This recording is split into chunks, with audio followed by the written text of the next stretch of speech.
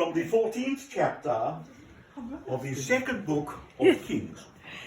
And he said, "My brother Esau is an hairy man, but I am a smooth man." My brother Esau is an hairy man, but I am a smooth man. Perhaps I might say the same thing in a slightly different way by quoting to you the words of that grand old English poet, W.E. Henley, who said, "When that one great scorer comes to mark against your name, it matters not who won or lost, but how you played the game. But how you played the game."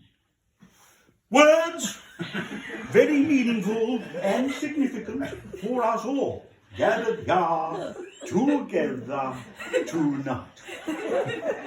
Words which I think we could do very much worse than to consider. And I use this term consider advisedly, for I'm using it, you see, in the original Greek sense of consider, which means to put oneself in the way of thinking about something. I want us all gathered here together tonight to put ourselves in the way of thinking about those things which we ought to be putting ourselves in the way of thinking about. As I was on my way here tonight, I got off the train and I left the platform due to an oversight by the way which one is normally supposed to go in. And an employee of the railway department hailed me. "Hey, Jack," he shouted, "where do you think you're going?" At least, at any rate, that is the gist of what he said. But you know, I was grateful to him, for he had asked me the very kind of question which I feel I should be asking all of you tonight. Where do you think you're going?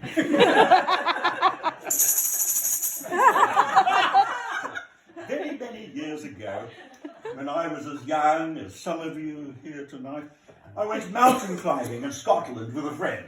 And there was this mountain, you see, and we decided to climb it. So early one morning we rose and began to climb. All day long we climbed. Up and up and up we climbed. Higher and higher and higher. Until at last the mists of the evening began to come down, and the valley lay very small below us, and the sun began to set. And my friend and I sat down to watch this magnificent spectacle of the sun going down behind the mountain.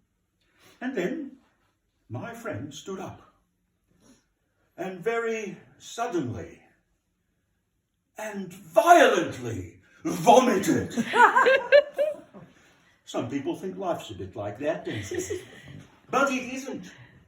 Life, you know, is rather like opening a can of sardines, with all of us searching for the key. Some of us have wasted many years of our lives searching for that key behind the kitchen cupboards of this life. I know I have. Other people think they've found the key, don't they? They roll back the lid, revealing the riches of life, the sardines. They're in, and they get them out, and they enjoy them. But you know, there's always that little bit in the corner you can't. I'm asking myself, are there any here tonight who have that little bit in the corner of the sardine can? I know I have. And so, I draw to a close, and as we once again prepare to go out and face the misery and sorrow and hopelessness and despair amid the hurly-burly of modern life, and when we are sometimes tempted to say, "Stuff this for a lark," I want you all at such times to call to mind the words of my first text. My brother Esau is an hairy man, but I am a smooth man.